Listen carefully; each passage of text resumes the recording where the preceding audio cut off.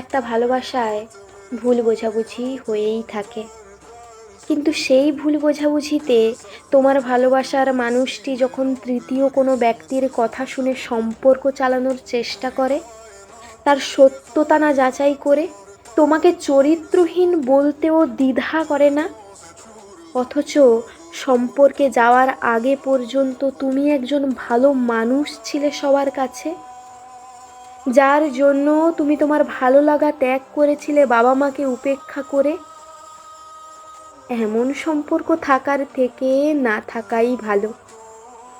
কষ্ট হলেও দূরে, বহু দূরে সরে যাওয়া ভালো। যাকে তুমি তোমার সব কিছু দিয়ে ভালোবেসেছিলে, সেই মানুষটি তোমাকে চরিত্রহীন বলে উপেক্ষা করলেও, যাদের তুমি একসময় উপেক্ষা করেছিলে, সেই বাবা মা তোমার সব খারাপ পরিস্থিতিতে তোমার পাশে থাকবে।